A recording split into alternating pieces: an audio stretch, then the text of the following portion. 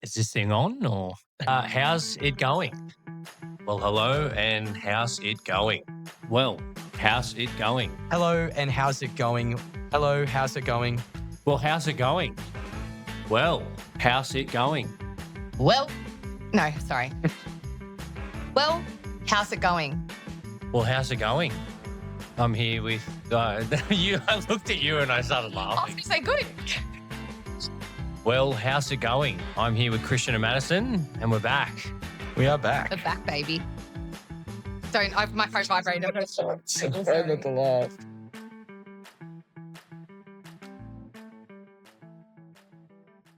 Well, how's it going? I'm here with soulless Kristian Karamanage. You couldn't just say he would. No, I couldn't. I've got to pick on you. Well, hi, Ben. I listen back to the episodes and I get picked on a lot, so I'm going to pick on you for showing up severely hungover again.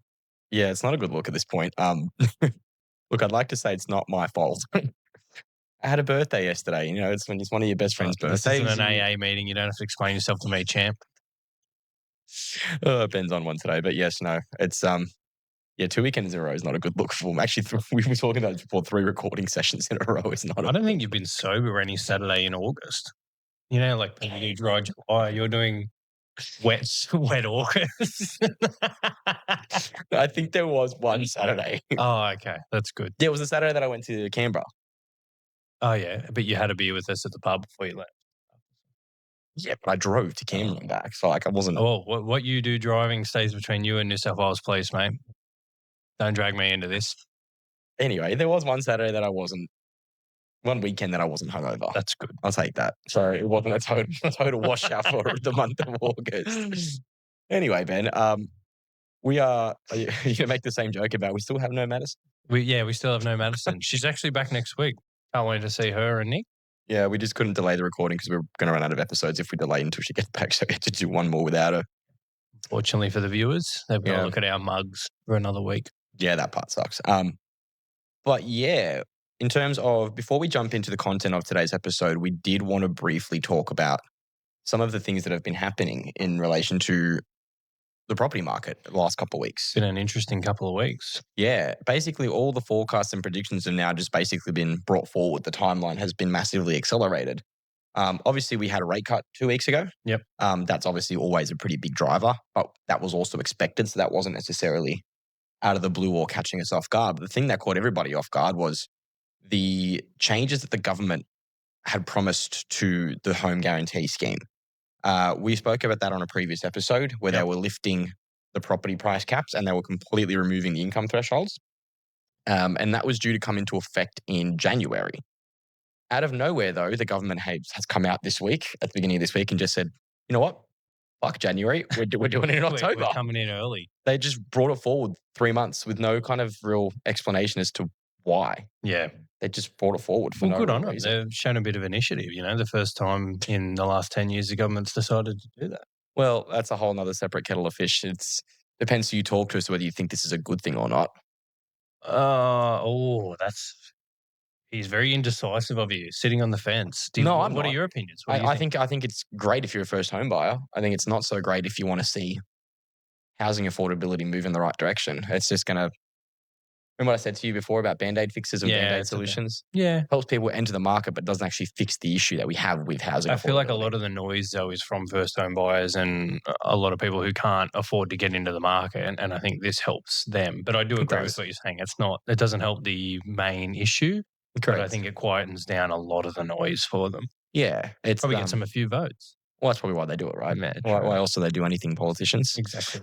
So that's To break that down, though, we've gone from 800 to 1.5. Sorry, jumping 900 for Sydney anyway. 900 to Sydney and New South Wales regional centres, so including like Wollongong, Newcastle. Yep. It's jumped. The price cap has jumped from 900 to 1.5 million. So pretty much any first home buyer property in the Illawarra is now stamp duty free. not stamp duty. No. I thought That's just the government guarantee scheme. Oh, this is just my apologies. Yeah. So, and I actually had this conversation with someone earlier this week where it was a case of, it was actually another real estate agent that I know from Sydney, and he was asking me about it. He wanted my thoughts, and he said, well, when I explained to him the changes and the increases to the caps, he sort of turned around and said, well, hang on. So if you're buying for 1.5 mil and you're borrowing 95%, which is what the scheme entitles you to do, you effectively got a loan that's over $1.4 million. And the scheme is only for owner-occupiers. The volume of income you as a couple would have to be able to borrow $1.4 million as owner-occupier is astronomical. I remember this conversation when we brought it up on the last one. Yeah. And we broke down the numbers and everything as well. Well, I don't know what the income would have to be at that level. I haven't checked those numbers. It's just insane. And for a first home buyer to be earning that volume of money, even as a couple, like it would be ridiculous. And then it raises the next question. This real estate agent friend of mine actually said to me, he said, well, if these people are earning that amount of money that they even qualify for a loan like that, why do they not have savings? Which I know is a tentative, a very touchy subject for a lot of people. You know, cost of living, if they're living at a home paying rent, you know, not everybody lives at home with mum and dad until they're 37. Like it depends. Everyone's circumstance is different, but it's a valid point. I feel like for Sydney, though, it's a bit more valid compared to Wollongong. Yeah. Absolutely. But yeah, that it's pretty insane. So anyway, a lot of people, obviously, the biggest take of that whole situation is that it's just going to jack up prices a lot sooner and a lot quicker than people were anticipating. It'd be interesting to see how many people access the scheme. So one thing I read when I was looking into it this week was not even so much more first home buyers entering the market, but there's a flow-on effect of a lot of really switched on investors obviously were aware that the scheme was being expanded in January and they were planning accordingly. They were going to wait till about January. They knew that obviously, you know, once all these extra first home buyers flood the market, it will drive prices up. And it pushes a lot of these investors to go jump back in the market and buy something before that happens. And obviously that also contributes to the price rise itself. So now you're going to have a whole bunch of people scrambling to try and get in the market before this comes into effect because of all the new home buyers who are going to flood the market. So it's just like this twofold flow-on effect. Put you on the spot at the start of October, or start of October. So it's pretty like it's going to have a massive impact on the market. So yeah, there's not much else to add really. It's just they've brought it forward. It's accelerated the whole time frame, and I think we're most likely going to see some pretty big market movements towards the end of the year. It's going to be an interesting next month then. You're right, see what that follow-on effect is like and see how many people try and jump before they're pushed, really. Absolutely. And I think there's going to be a lot of, like I said, switched on investors who know the market patterns and the trends, and they're going to say, well, you're going to have an influx of new buyers entering the market. That's going to jack up prices, combine that with further rate cuts that we're still expecting. And it's a cocktail for capital growth. And obviously these people are going to want to get in there before the ship sails, and that's going to also further contribute to said capital growth. So yeah, bring on more deterioration of housing affordability. So doom and gloom. But yeah, would you like to share with the people, Ben, what the actual point of today's episode was going to be? We just wanted to cover that off as a... Yeah. Well, today's episode, we were going through a couple of topics, and the one we picked out of the hat was, can AI predict the next property boom? Yeah. A little bit of an interesting one, something a little bit different. We thought it would be cool to do. We know AI has become such a big part of everybody's day-to-day lives now. 100%. I think most people in our age group, I would say, use it daily. Yeah, I know a lot of people do. I personally don't, to be honest with you. Oh, here we go. Here we go. I don't mean that in a... I'm not passing judgment on the issue. I personally, I don't know. I don't like it. You don't like it? No. Something about it just makes me... I find it unsettling. I like it just to clean things up a little bit. Yeah. I think it is quite a useful little tool. It is. It definitely has its uses. I agree with that wholeheartedly. But I think it's definitely overused. I agree with that. I think people need to find a balance between using it for information gathering and using it to just blatantly like write things for them. Because you can tell when you're reading something, you can tell if it's been written by Chat GPT. Yeah. And it's also quite dangerous putting in a lot of the information that we do, because where is it going? China. Yeah. Whoa. That's a whole nother podcast. What was that app years ago that there's a big what was it called? Face app? The one where it would age you. You take a photo of yourself and it would generate an image on what you look like when you were 70. Yeah. And they found out that apparently when you ticked all the terms and conditions, you were basically agreeing to supply all of the data in the app to China that they could use for whatever they wanted. A lot of people don't read those T's and C's. No. I remember reading in the news guide. That's insane. Hopefully Chat GPT is not doing that, because otherwise we're all screwed. Well, we hope so. I know of certain people putting pretty sensitive business information into it, and they will not be named. Okay. I'm not going to open that can of worms. We're not going there. Anyway, talk to us, Ben. So I gave Ben the task of, because he uses it a lot more than I do, and he's a bit more well-versed in Chat GPT and the prompts. So Ben put in a few prompts beforehand. We're going to get him up on his phone now so we can refer back to them. Yep. If you wouldn't mind, Benjamin. Yeah. We've got some kind of notes based on what it said, and we want to pass our thoughts on in terms of whether we agree with it and whether we think it's onto something or whether it's a crock of shit, basically. That's the point of this, right? Yeah, So we want to see. I think so. See how Well, accurate it's it is. definitely it pulls a lot of its data from news articles and stuff Yeah. like that. So I personally think it's just analyzing what's out there and then putting it in one place for you. Yep. So we're just putting in the prompt as we speak. Yes, and I will make sure when I edit these, we'll have screenshots of the prompts and the responses on screen for you to look at as well. So the simple one to start us off: can AI predict the next property boom? Good question. Good question. Very broad. Yeah. No. Thanks, Chat GPT.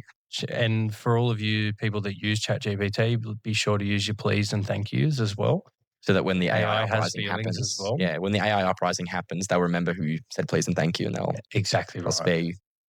Yeah, but from a very broad perspective, it's replied with AI can't predict the next property boom with certainty, but it can be used to spot signals and patterns that often precedes one. Sorry.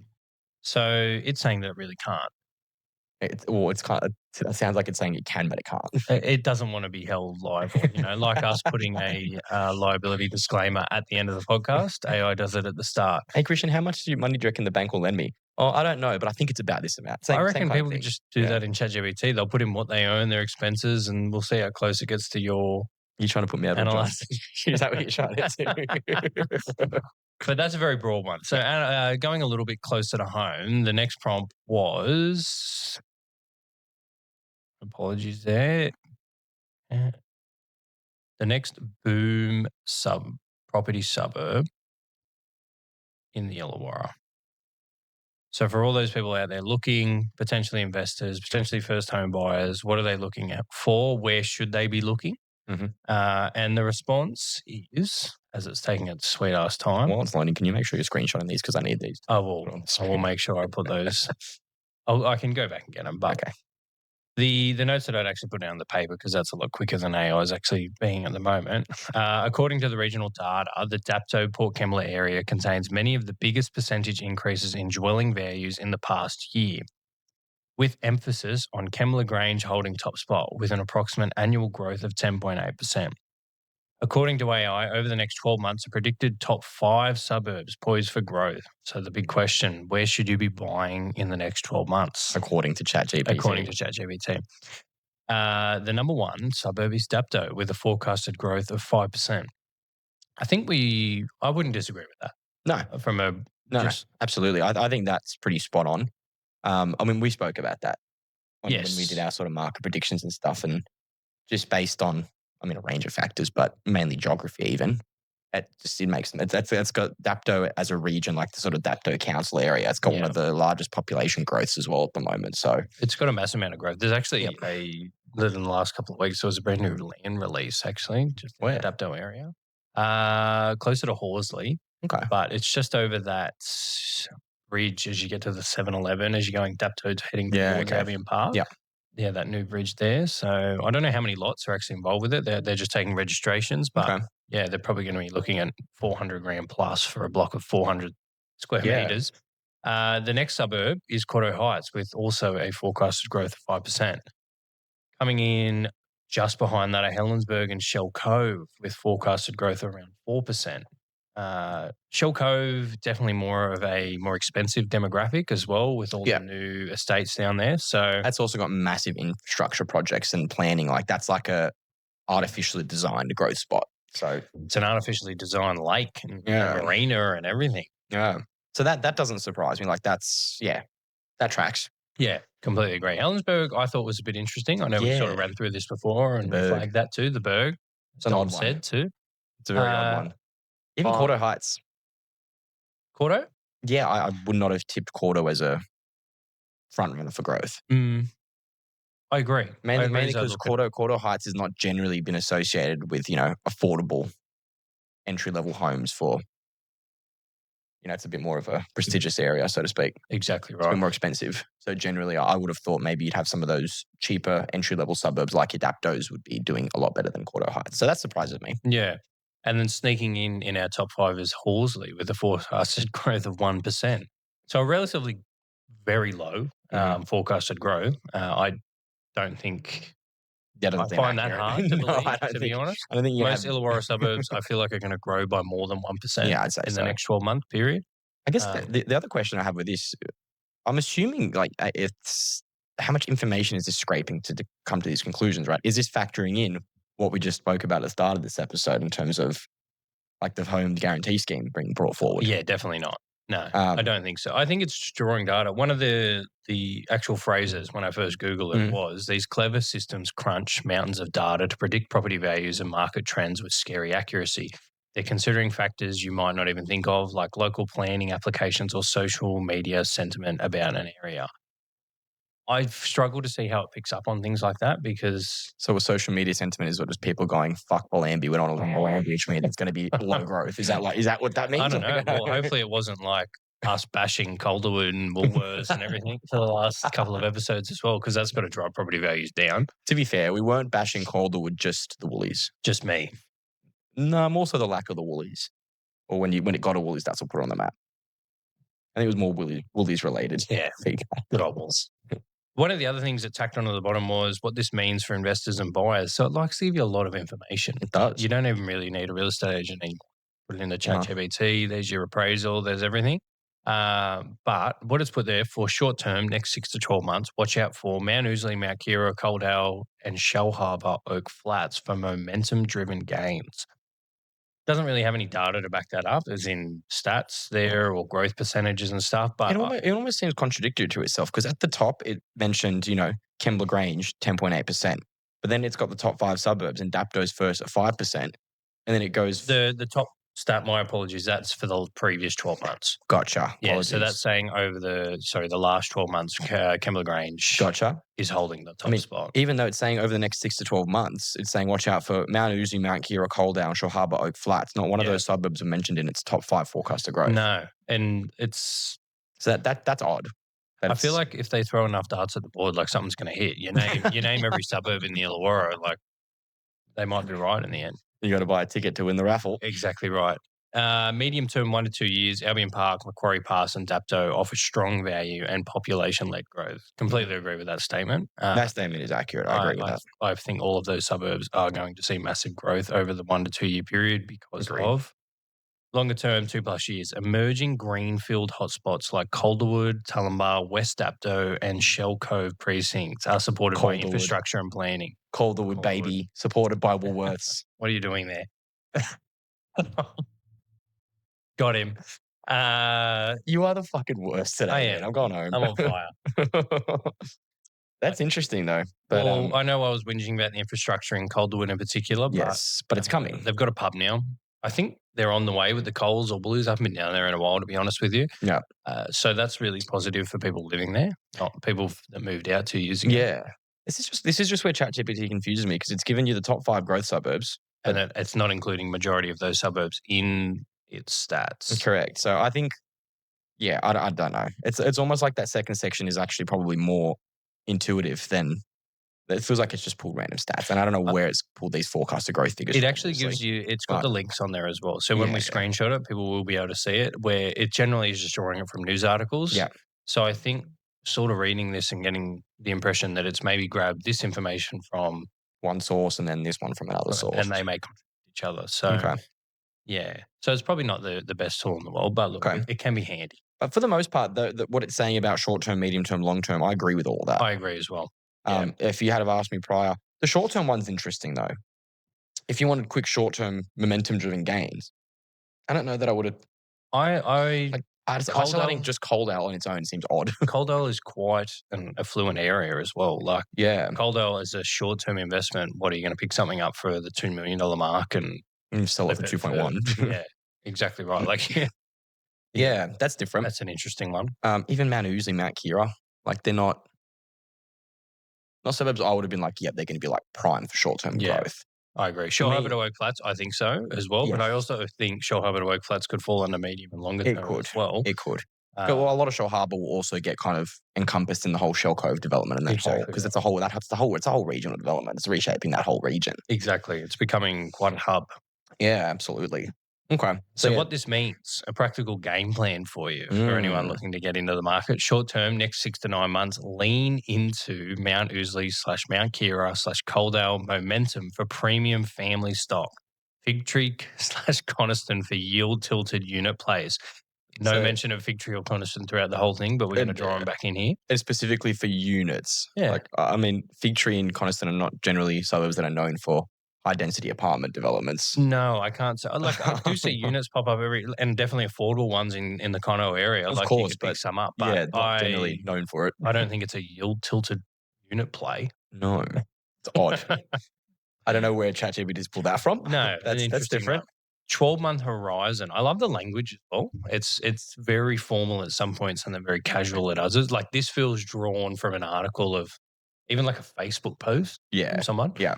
12-month horizon. Dapto, Cordo Heights, Helensburgh, Shell Cove, Horsley for low stock squeezes. Low stock squeezes. So it's saying that those areas are going to have over the next 12 months low stock, so that if you get in there, you're going to be basically cracking a market where there's limited stock. I can't agree with that from a Shell Cove perspective because it's the opposite. They're not flooding the market, but there's always new releases down there. There's constant new new land, developments, correct. New houses. Somewhere like Cordo Heights, I agree with that. There is limited stock. There's no new land releases happening in Cordo Heights anytime soon. They're at the base of the mountain. Can't really expand that suburb anymore. No, it's not going anywhere. Dapto, I know we just spoke about there being a land release there, but I think there's limited stock and it's definitely affordable stock, so it's very sought after. I agree. So it's that limited affordable stock. Sort of agree with it on a 12-month horizon. Yeah. So it's saying on that 12-month horizon, those suburbs mentioned are more demand-driven or lack of supply, I should say, sorry. Yep. Rather than being demand-driven growth, it's more just a lack of supply in those areas. Yep, I agree. Okay. For low stock squeezes, watch Shell Harbour, Oak Flats, Albion Park, Macquarie Pass for $1 million median signalling. I think that is it indicating that now they're $1 million suburbs? Like they're saying that the median price is now. I know Albion Park's not far off, I don't think. But I don't think it's there yet. Macquarie Pass, though? Really? I can't say I've seen too many listings in Macquarie Pass. So I thought that was just the route. I didn't know it was even a suburb. It was just the road. Sorry, if you live in Macquarie Pass. Kristian doesn't even believe it's a suburb. So you don't live there, actually. You did. You just said that. No, I said I didn't know it was a suburb. Sorry. You are trying everything in your power to throw me under the bus today. I'm very much doing my hardest. I know. You're doing a good job. Medium-term kicker. Oh, that's accumulate in the West Dapto precincts where new servicing stages / amenities are rolling through. Historically, each infrastructure milestone tightens nearby resale markets. I agree with that. I agree with in that the sense too. of that they're investing a lot into infrastructure. I was laughing going through that, but yeah, correct. But I think we find it funny because growing up in the Warrior, you know that any new infrastructure development down that way is always like it takes double the length of time it should, and then it's this big celebration when it finally happens. Everyone gets all excited. Yeah. I find it funny. I agree. But any Illawarra based building works on a large scale are not done at a timely manner. Yeah, we're going to get sued by Illawarra City Council. All right. Good luck. I don't even pay my council rates. That's a lot. Key risks to watch. So if you are taking Chat GPT's advice, here's a couple of key risks for you. Listing surge, spring or developer releases in any one pocket could blunt gains. Look, very true. That's the case across that. Spring. That's such a vague statement. It is, but it's covering its ass. It's like that's just normal economics. Obviously, if you flood the market with extra listings, then yes, it's gonna. Yeah, it's gonna what? It's gonna blunt gains. It said it there. Oh no! Not the alarm. Go, Ben, go. All right, we're back. We're back. Sorry, the alarm went off. Becoming a common occurrence. Yeah, no, we could literally do a compilation of just the alarm going off. It's all right, though, because in the video play, I actually can't hear it. Our drums burst a little bit because it's just this high-pitched beeping, but... We'll cut it out for you guys. That's fair. No, it doesn't pick it up. The mics don't pick it up. Oh, really? Mm-hmm. Okay. Interesting. We invest in good quality equipment here at the House Gone podcast, Ben. Right. Back to the podcast. Key risks to watch. I can't remember what we spoke about listing surge, correct? Rate par and borrowing power. Illawarra has outperformed regionals before, but a sharp credit shift can slow absorption. What the fuck does that even mean? I was just about to go to you as our resident mortgage broker. What does that? I'm assuming what it's getting at is that it doesn't matter. So if the market moves, great, but if people can't afford it, then it's irrelevant. I'm assuming that's what it's getting at. Sharp credit shift. Like, what is that? I don't know. It's Is such that a rate weird, driven, or vague is that? statement. It says specifically rate path and borrowing power. So I'm assuming it's talking about lending. At the end of the day, if people can't get the loans they need to buy these houses at these higher prices, and that'll stunt growth. Yeah. If people can't afford it and they physically can't get the lending, it'll stop growth, right? Exactly right. That's what that would mean. But yeah, it's interesting. It is. It's very vague. It is very vague. I think it can be a useful tool, but it's not a reliant tool, and I wouldn't, especially the You don't hang your hat on it. prices of properties these days. You don't really want to be relying solely on it. Sorry, I was just putting in the next prompt there, and it's actually put up something completely It's giving you totally different information now this time around. It has. You put in the same prompt though, yeah? I did. That is so concerning. For the sake of the exercise, I've got Ben to re-put in the same prompt he did prior to recording, and it's now giving him totally different information. Yeah. Well, I'll be able to screenshot what I had before because I felt like it was a little bit better. But this was a little bit of an interesting addition. I actually picked this up on another podcast about people being able to put in properties that they're looking at and asking for comparable sales. So it helped them come to a value of... What podcast was it? I feel like we got to shout it out. The $1 Million Agent podcast, actually. Okay. Give them a $1 Million Agent is what I am not, but I strive to be. Yeah, they said that it's actually... seems to be used in Sydney quite a lot. A lot of buyers have come to the conclusion that agents are full of shit, and they can walk in and they can just put in the property address, ask for comparable sales, ask for what they think the property should be worth, and you can put that into Chat GPT and get a pretty good response. So is that how you do all of your valuations? No. No, it is not, because once again, it doesn't take into consideration a lot of factors that agents do.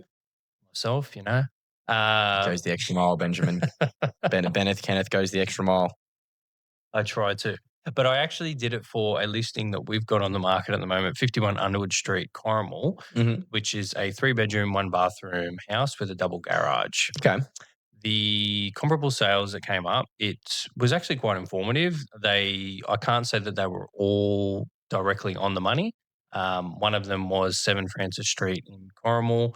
I'm going to get stitched up here because I actually should have printed those out, but I thought ChatGPT would give it to me out again. It had a second listing in Francis Street that was probably about $400,000 more than what 51 Underwood Street is currently being sold for, or we're asking for. It was around the 1,455 mark, so probably not a direct comparable, but it is a 3-bedroom house in Corrimal. And the third one, I'm not going to have. I've been stitched up there by ChatGPT, but for buyers, you can see what's recently sold, and you are able to see when they were sold, how much they sold for, land size, bedrooms, bathrooms, garages. So it's a pretty cool tool to have. You can walk into most sales, I think, and you'd be able to have the more comparable sales than the agents probably got as well. Yeah. So, okay. That's a handy tool to have. It is. Like I said, anything with ChatGPT, I mean, the only thing this exercise has proven to me is that it can be used with ChatGPT, but you need to take it with a grain of salt. 100%. I think Dom was telling you to not be too far back from the microphone. Oh, was he? I'm a bit too far. Sorry, Dom. He was trying to get our attention. I was like, I don't know what he's saying. Anywho, so can we go through obviously you've re-put the prompt in now. What is it spitting out now? I'm curious because you did this earlier today. Yes. You did these original prompts. And you put the exact same prompt. This one I put in the exact same one, for example, for 51 Underwood Street. Oh, for the comparables? Yeah. And it's giving you different comparables. It's giving me 3 different comparables. And one of them is actually a unit. How old are they? So that one says November. Yeah. That's not great. That's a horrible comparison. It's a year old. Exactly right. And then the other one, it's actually used the same comparable twice. And then it's put in one of 68 Underwood Street being a 2-bedroom unit. Well, that is shocking. Yeah, the phone version doesn't seem to be as handy. I was on the desktop before, and that's what we'll screenshot and pass on to the viewers. But I didn't think that would make that. I didn't either. I thought it would be quite. But the original prompt we did, so saying, "Can you tell us the next boom suburbs?" What has it given us this time? This time, what suburbs has it said now? Warrawong, Port Kembla, so we're pretty similar. Pretty much the same. Warrawong, I'm surprised I didn't mention it the first time because that was always one of my. It's laid it out differently as well. I find that when using it as well, if you put in different prompts, different days, it does lay it. It gives you a different. Sometimes it'll give you certain headings. It'll give you dot points, and it'll give you like 1, 2, 3, 4, 5. Warrawong, I agree with massively. Yeah, like the amount of revamp that is happening around that Warrawong Plaza and those shops down there, it's insane. Yeah, and since they kicked all those people out with their caravans, living near the lake, it's just increased the property value by squillions. Didn't you hear about that? It was like this massive thing. I think the fact that you said squillions. Oh, yeah, sorry. No, I did hear about that. Yeah, it was good. Sorry, I thought that'd be funny. I agree. I think Warrawong is definitely a growth area. Like if I had $1 million, 100%, slap me up a house in Warrawong. Honestly, I think it's still pretty affordable. I don't think you could get a lot of stock there for under $1 million. Yeah, definitely. Heaps. Well, Port Kembla is one of the most booming. Yeah. Like they were trying to sell a house in Port Kembla the other couple of months ago for $13 million. That's a booming area, if you ask me. But the next suburb, West Dapto growth area, Kembla Grange, Wongawilli, Horsley, plus nearby Tullambar and Cole. Yeah, so that's similar to what it gave you the first time. It's put Unanderra and Bellambi, which were not mentioned at all. No. Unanderra we've always mentioned. I've always said Unanderra. I think here's a good one for Bellambi though. Why watch? Active estate renewal program led by Homes New South Wales. Does that mean they're trying to basically gentrify it? And I very much don't think so. I have not heard anything about that. Oh shit! What did I just click?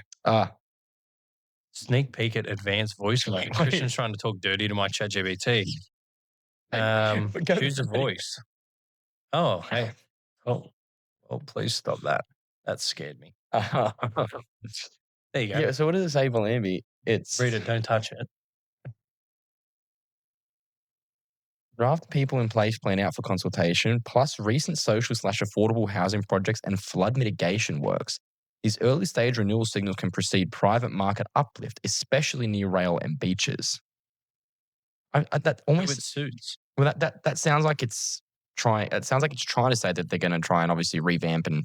They've been trying to do that since we were 6. Yeah, I know. That's odd. And then what's it got after that? Dunmore/Shohala hinterland influence area. Hinterland. Fucking hinterland.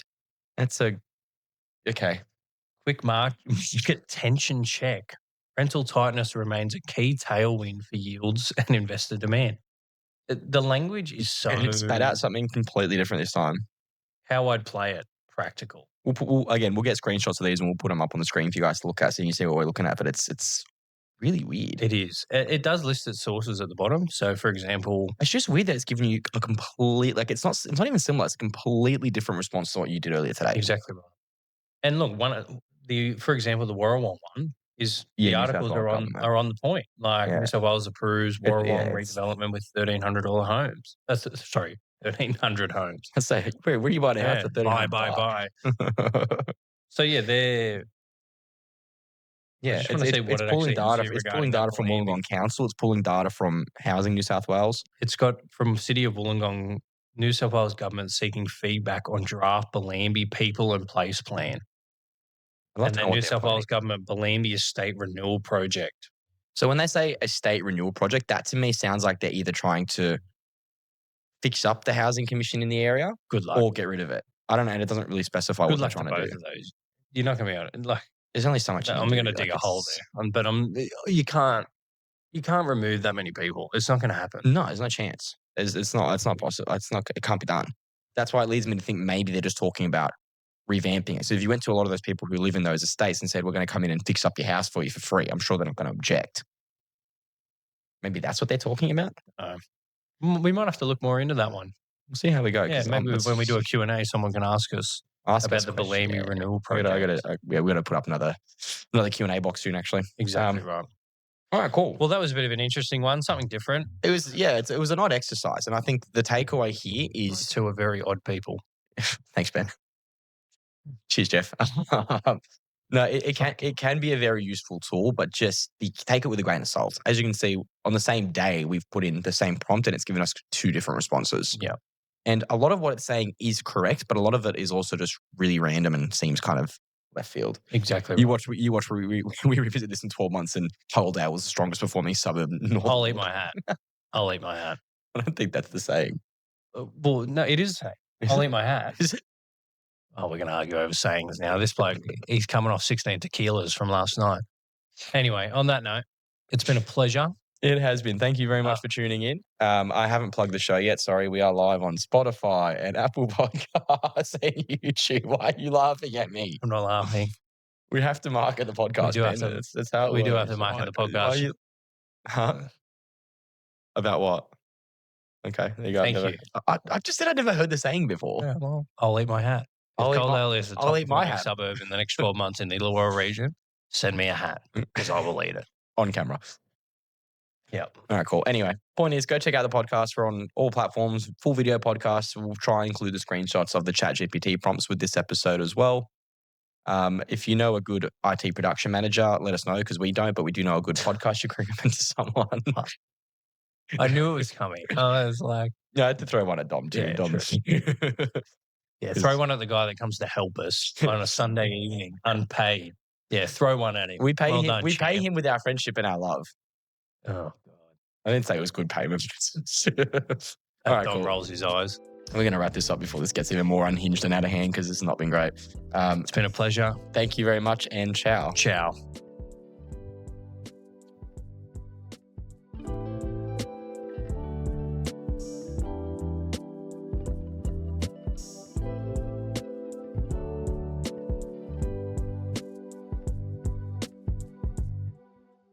Everything presented in this podcast is for information and entertainment purposes only, and all advice is to be considered general in nature. It does not take into account your personal circumstances and financial objectives. Please consider if this advice is right for you and look to consult a financial professional.